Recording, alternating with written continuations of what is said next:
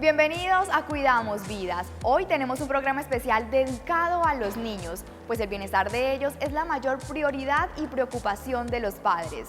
Es por esto que en este capítulo conoceremos cómo influye el desarrollo en los recién nacidos, qué cuidados primordiales deben tener y cuáles son las afecciones más frecuentes en esta etapa.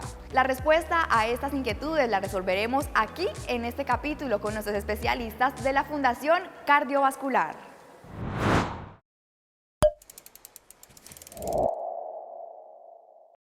Bueno, los factores y la salud del recién nacido van a estar predeterminados, primero, por la salud materna durante ese embarazo, las complicaciones que haya tenido la mamá durante ese embarazo y obviamente tener un control prenatal adecuado donde se detecten factores de riesgo no solamente para la madre, sino para el recién nacido.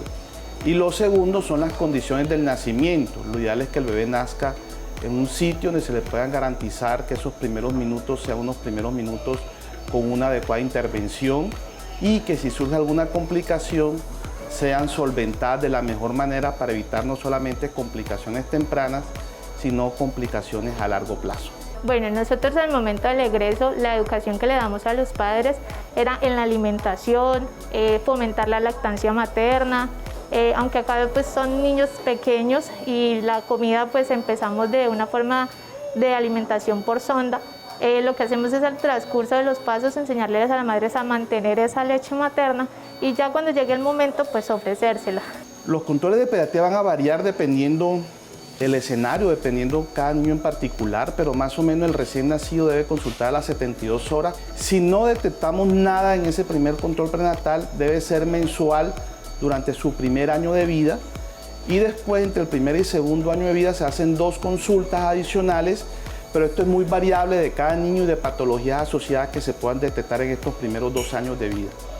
Posteriormente de los 2 años se hacen consultas anuales de crecimiento y desarrollo para guiar sobre algunas intervenciones, tamizajes, algunas asesorías en lo que es nutrición, que se hacen casos muy particulares que se detecten algunas falencias en el núcleo familiar en relación a estos parámetros que acabo de mencionar. En los niños las afecciones respiratorias más frecuentes son precisamente las infecciones respiratorias, pero también hay enfermedades que son muy prevalentes, muy frecuentes, como el asma o enfermedades resultado como una secuela de ese proceso infeccioso o de esa infección respiratoria que pueden, dependiendo del grado de compromiso, generar a largo plazo sintomatología respiratoria. En los signos de alarma que le enseñamos a los padres, uno de ellos es la fiebre.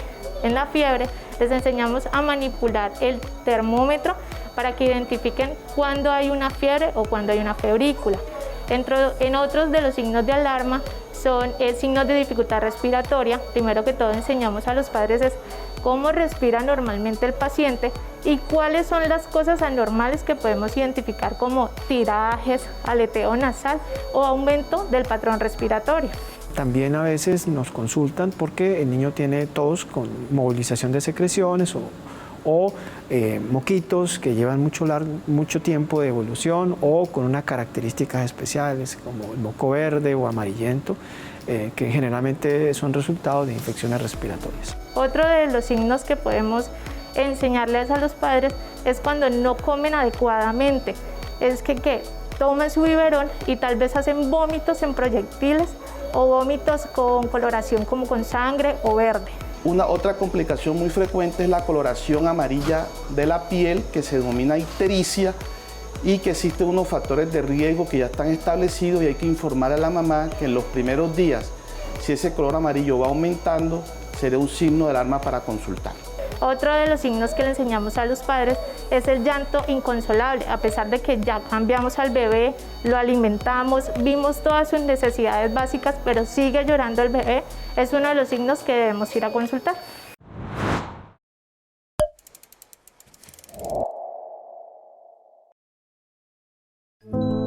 En esta carrera para superar la pandemia estamos todos. Cuando su empresa dona, está salvando vidas. Necesitamos más UCI y unidades ECMO para que más personas vivan. Su aporte puede ser la diferencia entre vivir o morir. En Cuidamos Vidas hacemos una pausa a comerciales y ya regresamos.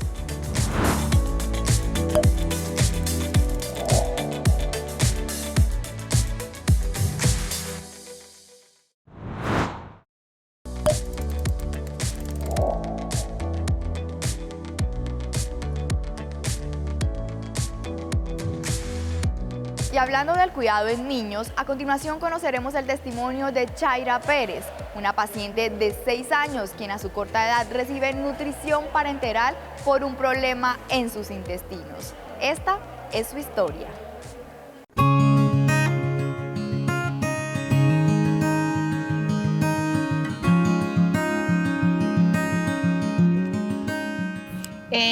Mi hija inicia con dolor fuerte a las 11 de la noche.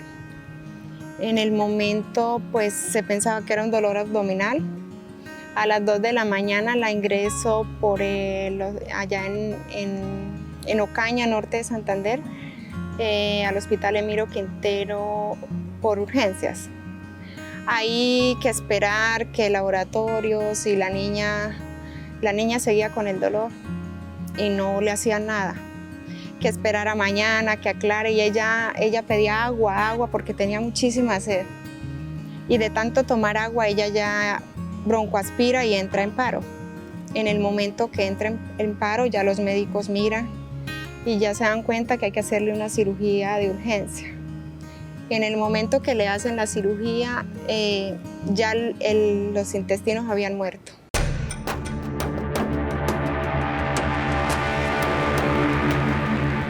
Ella ingresa a la UCE de Ocaña y esperar, le montan remisión y esperar que la aceptaran. En 6 días de estar allá, la aceptaron acá en el Hospital Internacional de Colombia de Bucaramanga.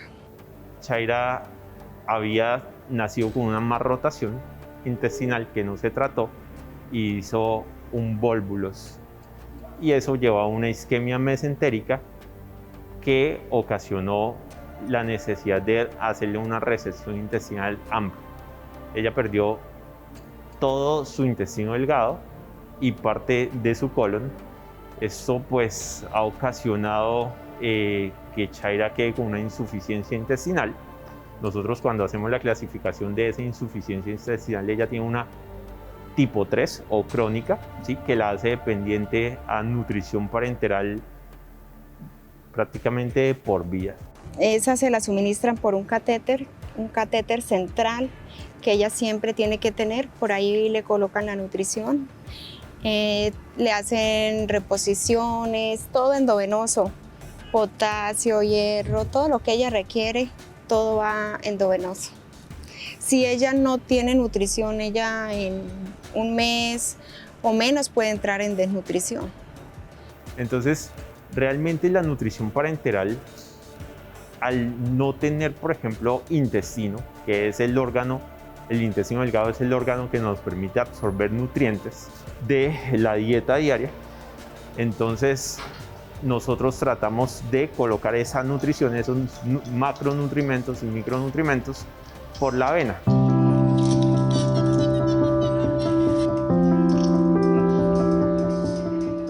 Esperamos que el intestino crezca, es niña, ¿no? Pues ella va creciendo, el intestino también. El doctor Carlos Cuadros, ella es paciente del doctor Carlos, él espera más adelante estudiarla, si hay posibilidad de hacerle alargamiento, o él mirará, ¿sí? Él lleva el proceso con ella acá. Si bien es cierto, Chaira en ese momento es una niña que pues depende de nutrición parenteral, pero desde todo el punto de vista de su neurodesarrollo es una niña normal que está estudiando, que está haciendo su vida familiar normal, que tiene sueños, que tiene metas. Chaira va a depender de la nutrición parenteral por un tiempo incierto, ¿sí?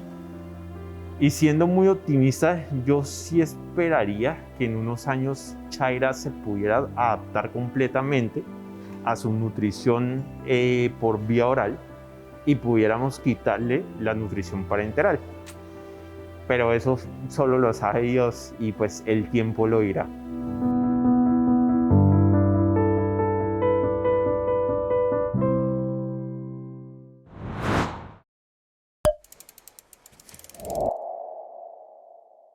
La pediatría es una especialidad médica que estudia a niños y adolescentes chequeando sus enfermedades y comportamientos. Es por esto que también hay algunas recomendaciones fundamentales que todo padre de familia debe tener en cuenta que conoceremos con nuestros especialistas. La tos es uno de las condiciones que ha sido estigmatizada. La tos siempre nos está indicando que existe alguna alteración a nivel del sistema respiratorio. Para nosotros la tos es considerada un reflejo que trata de eliminar, por decirlo de alguna forma, eso que me está haciendo daño. Generalmente no se indica ningún tipo de medicamento para parar la tos. El enfoque debería ser orientado a evitar aquello o a tratar aquello que me está ocasionando la tos. En muy pocas ocasiones el médico debería usar un jarabe o algún tipo de sustancia mucolítica o para el moco o para que se me abran los bronquios o para hacer que el moco salga más fácil. Eso, la mayoría de los estudios que se han publicado, pues no ha mostrado un impacto significativo, por lo tanto, generalmente la recomendación es que no se utilice más allá de los remedios caseros, de dar algún tipo de brebaje, miel aromática o alguna bebida caliente o tibia que ayude a suavizar un poco la garganta o a evitar esa irritación que se nos genera por la causa más común es la tos después de una gripe. Los bebés que no reciben su esquema de vacunación completo tienen grave riesgo de sufrir enfermedades que son inmunoprevenibles y ya se sabe que cuando baja la cobertura de los programas de vacunación comienzan a reaparecer infecciones que estaban controladas. Por lo tanto, la invitación es que todos los papás deben completar el esquema de vacunación por sistema de salud que ejerce en estos momentos a nivel Colombia y que es uno de los sistemas de vacunación más completos que hay en Latinoamérica. Entonces evitemos brotes de sarampión, toferina y una cantidad de problemas que pueden tener un desenlace fatal en muchos de estos bebés. El tratamiento adecuado de un niño con neumonía que presenta síntomas que sugieren neumonía pues dependerá principalmente de su condición. La neumonía va desde grados leves que pueden ser manejados en casa. Generalmente si la neumonía es una neumonía de origen viral, pues solamente damos un tratamiento de soporte, analgésico, buena hidratación y reposo. Pero si la neumonía ya tiene otra connotación, es una neumonía por infección bacteriana, pero el niño tiene una condición no grave que pudiese potencialmente manejarse en la casa, pudiese uno o no, se debería dar un tratamiento antibiótico específico de acuerdo al grupo etario. Pero si la neumonía ya tiene una condición ya de gravedad, pues ese niño requerirá una atención hospitalaria donde, si es posible, si lo necesitan, requerirá oxígeno, medicamentos antibióticos por la vena y otro tipo de manejos ya avanzados, quirúrgicos, que dependerá, por supuesto, de la severidad y gravedad que el niño presente. En la Fundación Cardiovascular contamos con un grupo multidisciplinario altamente calificado. Estamos en la capacidad de manejar niños desde condiciones de neumonía o infección respiratoria leves hasta condiciones graves de niños que requieran intervenciones especiales, intervenciones quirúrgicas o que requieran de un soporte avanzado, soporte respiratorio con un ventilador o con un soporte de oxigenación extracorpórea, es decir, un sistema que le brinde al niño un pulmón artificial mientras su sistema respiratorio, en este caso sus pulmones, recuperan. Ya tenemos varios años de experiencia con este tipo de dispositivos y en la atención de estos niños. Como les decía, uno de los mayores valores es que tenemos un grupo multidisciplinario encargado de la atención de estos niños.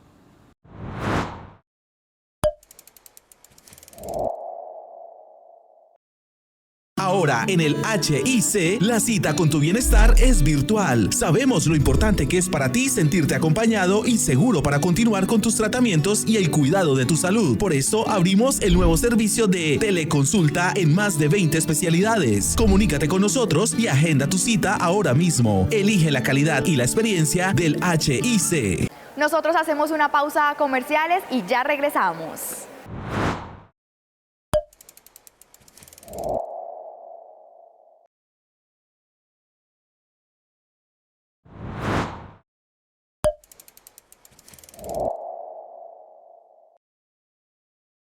En En la Fundación Cardiovascular siempre estamos cerca de tu corazón, con más de 100 especialistas en los casos más complejos del corazón en niños y adultos. Convenio con todas las pólizas de salud y prepagadas. Única clínica en la región con acreditación internacional y urgencias especializadas en el corazón. Exige a tu EPS la calidad y la experiencia de la FCB.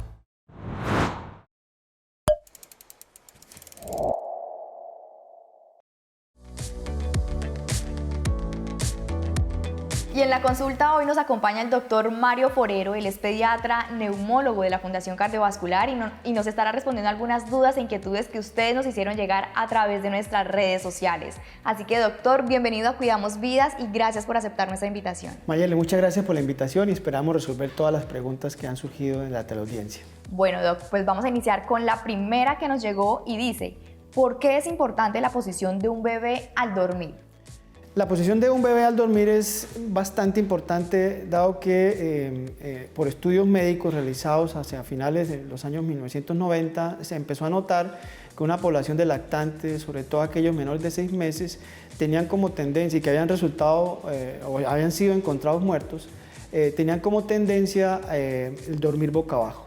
Por lo tanto, desde ese año se estableció por organizaciones mundiales dedicadas a este tipo de enfermedades la recomendación de evitar esta posición, la posición boca abajo, en los lactantes, especialmente los menores de 6 meses, dado que se incrementaba el riesgo de morir por esta posición.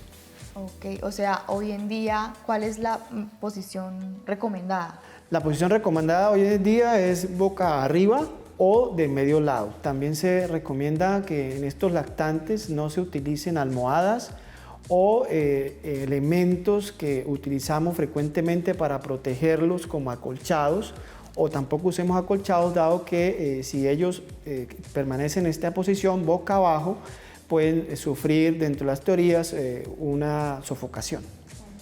Bueno, doc, y hablando del sueño, vemos que pues hoy en día con el avance tecnológico los niños y adolescentes tienen al alcance muchos aparatos, muchos dispositivos electrónicos. ¿Cómo influyen las pantallas en el sueño de los niños? Esa es una pregunta bastante frecuente en las consultas. Sabemos que estos dispositivos, tanto los celulares como las pantallas y los computadores y las tabletas, pues emiten una luz azul que genera una estimulación a nivel del centro que nos mantiene despiertos. Entonces esto hará que el niño, cuando llegue el momento de dormir, pues no tenga la necesidad de dormir y pues termine durmiéndose más tarde. El sueño es un estado bastante fundamental, tanto a todas las edades, pero especialmente en las edades del niño, dado que le permite generar consolidación de la memoria, ya sea del lenguaje o la memoria motora, le permite estar en un estado de ánimo durante el día pues agradable, que sean niños felices. Y entonces, como estamos en la vida moderna, el niño al otro día pues tendrá que asistir a su colegio, a su guardería, y pues no, probablemente si está expuesto a estas pantallas por un tiempo prudente o largo o muy cercano a la hora de ir a dormir, pues recortará el tiempo total del sueño y esto pues impactará en la salud del niño, que ya sabemos que personas que no dormimos un tiempo suficiente, adecuado para la edad, porque eso varía con la edad, pues tendremos a futuro enfermos adultos, hipertensión, diabetes, infartos del corazón, ataques cerebrovasculares relacionados precisamente por este mal dormir. Bueno, doc, y entonces en promedio más o menos ¿cuánto tiempo antes de que un niño pues se vaya a acostar a dormir debería suspender esas pantallas? Como mínimo se establece que sean de entre 3 y 4 horas, como mínimo. O sea, debería uno, dentro de las técnicas o las normas de higiene de sueño, el niño debería estar alejado de este tipo de pantallas al menos 3 o 4 horas de la hora habitual de ir a dormir. Ok, bueno, una información muy importante. Doc, la siguiente pregunta dice, ¿el asma es una enfermedad que tiene cura? ¿Qué podemos responder? Bueno, esta es otra pregunta que también es bastante frecuente. El asma en el mundo es una enfermedad bastante común. En el área metropolitana de Bucaramanga, de acuerdo a estudios en los que hemos participado a nivel latinoamericano, casi que doblamos esa frecuencia. Se estima que más o menos un 20% de la población santanderiana y sobre todo esta zona de Colombia padece esta enfermedad. Y hay que decir que es una enfermedad que es genética. Normalmente en la consulta les decimos que al ser una condición genética, pues en la mayoría de las veces esos genes no van a desaparecer, por lo tanto no tendría cura. Si tiene un control, sabemos también por los estudios a nivel mundial que nos han permitido conocer que la enfermedad es una enfermedad con un muy buen pronóstico cuando se presenta en las edades tempranas y que tiende a desaparecer sus síntomas, pero que estos niños cuando sean adultos y vayan a ser padres probablemente también heredarán ese gen a sus hijos, por lo tanto pues es una enfermedad familiar, ¿sí? Entonces la respuesta sería no, porque la raíz del problema principal es su condición genética. Por razones que no hemos establecido todavía en la ciencia, no se sabe por qué se manifiesta, ni tampoco por qué pasan los años y se desaparecen los síntomas. Entonces, todavía no tenemos una respuesta para eso, pero pudiésemos decir que dado que es una condición genética, no tendría una cura específica en este momento. Bueno, pues ya tienen esa información y tener los cuidados necesarios para que no se altere. Doc, otra pregunta dice, ¿qué complicaciones respiratorias pueden presentar los niños con obesidad? Bueno, esa es otra pregunta bastante común. La obesidad, yo diría que es la pandemia del siglo XXI del ser humano. Se estima que la obesidad puede afectar en la población a nivel mundial en un 20-30% y que más del 50% de la población en algunos países, como por ejemplo Estados Unidos, se encuentra en sobrepeso. De modo que es una condición que a futuro pues vemos nosotros que va a sobrecargar el sistema o los sistemas de salud y que no habrá dinero suficiente para acabar con las complicaciones que ella genera. Desde el punto de vista respiratorio, se presentan varios problemas. Los pacientes que sufren de esta obesidad pues tienen un mayor riesgo de presentar apnea del sueño, que es una condición en la que se obstruye la vía respiratoria superior y genera una disminución de la cantidad de aire y por ende de oxígeno que puede llegar a los pulmones en esos momentos. Los pacientes también, por ser una condición inflamatoria conocida de baja potencia, pues también facilita que se presenten o se exacerben otro tipo de enfermedades como el asma. Entonces el asma y la obesidad son enfermedades que no están muy bien, no se quieren muy bien. Y obviamente también el hecho de que yo tenga un exceso de peso puede limitar la actividad física del niño, entonces puede conllevar también a problemas emocionales, ¿cierto? Porque pues el niño no puede llegar a hacer lo que otro niño de su edad pudiese hacer, dado su condición de exceso de peso. Ok, Doc. Bueno, pues vamos con la última pregunta y dice, ¿la exposición de humo o al tabaco genera enfermedades respiratorias en niños? Por supuesto. Sabemos por estudios también que un adulto que fume puede tardar hasta 2 o 3 horas exhalando los componentes tóxicos que tiene un cigarrillo. Por supuesto, también hay que decirlo que el fumar en un espacio reducido pues aumentará, y si el niño está expuesto en ese ambiente aumentará pues su toxicidad, pero que también si ese papá o ese tío o ese abuelo fuma en una zona diferente o va y fuma en la esquina de la casa o en la cafetería, pero llega a la casa 2 o 3 horas, vas a continuar eliminando esos vapores o esos tóxicos, por decirlo así, y por supuesto ese niño va a estar expuesto, o sea, es un niño considerado un fumador pasivo. Sabemos que desde el punto de vista respiratorio, el hecho de estar expuesto al humo del cigarrillo pues me incrementa la probabilidad de desarrollar infección respiratoria, y que si yo presento una infección respiratoria, el hecho de yo estar expuesto al humo del cigarrillo me aumentará también la gravedad de esa infección respiratoria.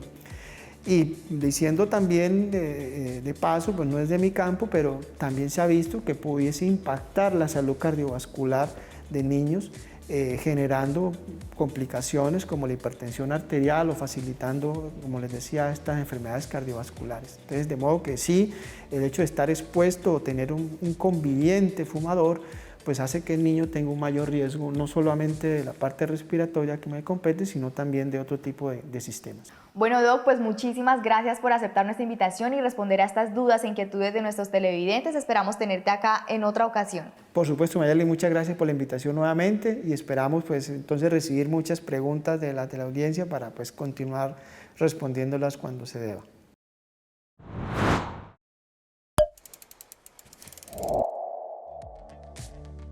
Por hoy hemos llegado al final de nuestra emisión, no sin antes invitarlos a que nos sigan a través de nuestras redes sociales y se enteren de todos los programas que tenemos a su disposición. Nosotros nos despedimos y recuerde que en la Fundación Cardiovascular cuidamos vidas.